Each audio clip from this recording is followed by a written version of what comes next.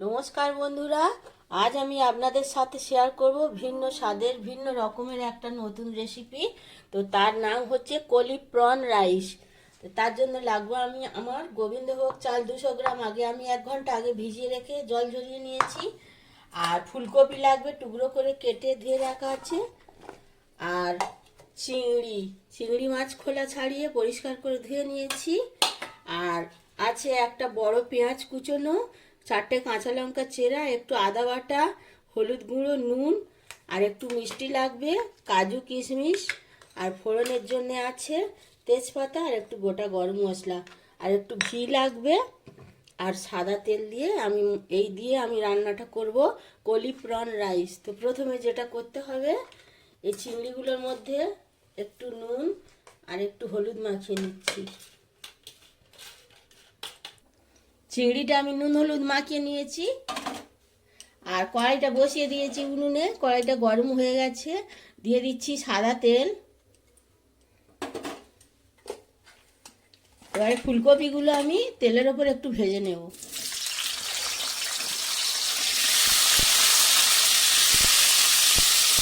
ফুলকপিগুলো সব ভাজা হয়ে গেছে, তুলে নিচ্ছি কড়া থেকে। ওই তেলের মধ্যেই আমি এই চিংড়িগুলো, নুন হলুদ মাখানো চিংড়িগুলোকে দিয়ে একটু ভেজে নেব। চিংড়িগুলো ভাজা হয়ে গেছে, আমি চিংড়িগুলো তুলে নিচ্ছি কড়া থেকে। চিংড়িগুলো ভেজে নেওয়া হয়ে গেছে। এবার ওই কড়াইয়ের মধ্যে আমি দিয়ে দিচ্ছি আরও একটু সাদা তেল।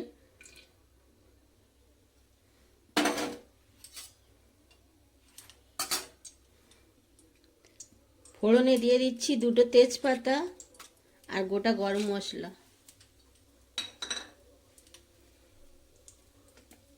আর দিচ্ছি কোচানো পেঁয়াজ।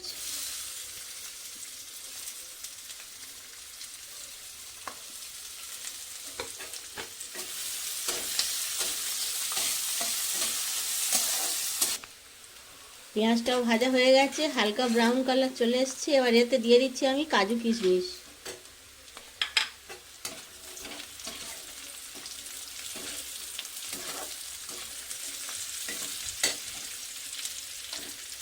এর সঙ্গে দিয়ে দিচ্ছি আমি ভিজিয়ে রাখা জল ঝরানো গোবিন্দভোগ চালটা।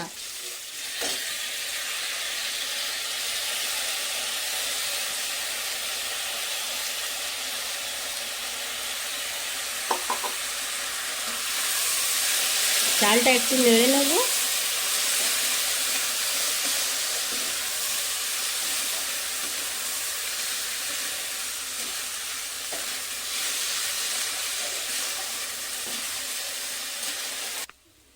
চালটা খানিকটা ভেজে নিয়েছি। এবারে দিয়ে দিচ্ছি ভেজে রাখা ফুলকপিগুলো আর ভেজে রাখা চিংড়ি মাছগুলো। এটা দিয়ে একটু নাড়াচাড়া করে পরিমাণ মতো জল ঢেলে দেব।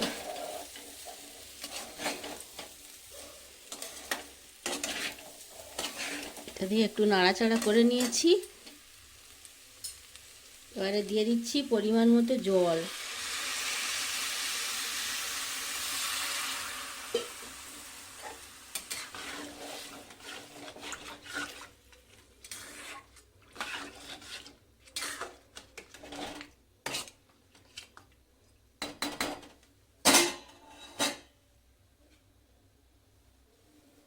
এবারে দিয়ে দিচ্ছি আমি লবণ, পরিমাণ মতো লবণ দিয়ে দিলাম। আর দিয়ে দিচ্ছি একটু আদা বাটা আর 4টে কাঁচা লঙ্কা আমি ওপর থেকে দিয়ে দিচ্ছি।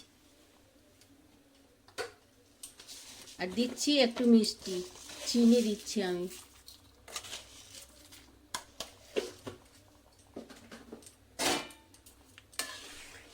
এবারে গ্যাসের ফ্লেমটা মিডিয়ামে রেখে আমি মিনিট 10 মতো ঢাকা দিয়ে রেখে দেবো, যাতে যতক্ষণ চালটা সিদ্ধ হয়।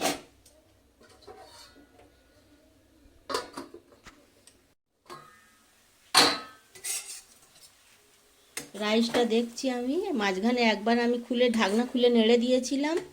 রেডি হয়ে গেছে একদম। এবারে আমি উপর থেকে 2 চামচ ঘি ছড়িয়ে দেব।